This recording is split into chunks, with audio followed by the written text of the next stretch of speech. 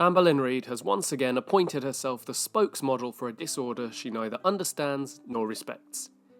Today, she's not merely misinformed, she's insulting. She opens with a checklist of BPD criteria, presented with no humility or caution, just the smug satisfaction of someone filling out a BuzzFeed quiz titled, "Which mental illness are you today?" And apparently she has all 9 traits. All of them. Extreme, severe, every single one. Amber, this isn't Pokemon. You don't need to catch them all. And while we're here, why is she so proud of this? Why the gleam in her eye when she says extreme? It's like she thinks it's some Olympic sport. She reads quotes from a book like she's delivering a monologue at a high school drama competition. Feeling alone is very common, she recites, with all the solemnity of someone discovering that the sky is blue. She speaks of trauma and healing with the depth of a puddle. There's no introspection, no accountability, just a performance for the camera. A curated vulnerability carefully filtered through soft lighting and torrid knitwear. She's not unpacking a disorder, she's accessorizing it. BPD is not a storyline. It's not a quirky trait. It's not a flavour of the week to insert between hauls and taste tests. Those of us who live with it, who battle it, know what it truly is. It's a slow erosion of self. It's a relentless war between love and fear, panic and presence.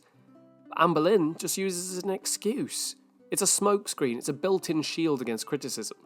Don't call me manipulative, I have BPD. Don't mention my failed friendships, it's a disorder. No, BPD does not excuse cruelty. It doesn't justify deceit. And it doesn't make you an authority. And then suddenly we pivot to beef jerky. This isn't even a transition, it's whiplash.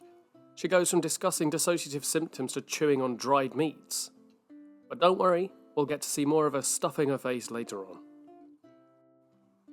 The try-on haul arrives, not as comic relief, but as an insult to continuity.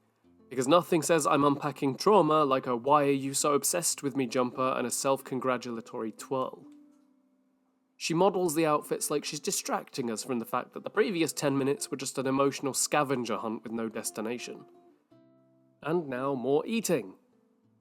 But, to quote Amberlynn, it's not a mukbang. Yes, Amber, it's just a meal for the lonely, lovingly edited to remove 97% of the chewing. It's just crazy how she can go from talking about her mental health to stuffing her face with a stopwatch behind her. If this is not a mukbang, then I'm Kylie Minogue. Amber, you're not helping. You're harming. You're cheapening a disorder that so many people battle in silence.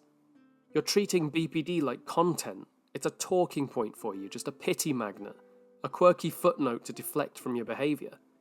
And while you wail into the void about loneliness, you refuse to understand that your isolation is not just the consequence of BPD. It's the consequence of your actions. This entire video was an insult dressed as insight. It's chaos masquerading as healing. And we shouldn't applaud the performance. The people with real BPD deserve so much better than to be represented by someone who treats their diagnosis like content.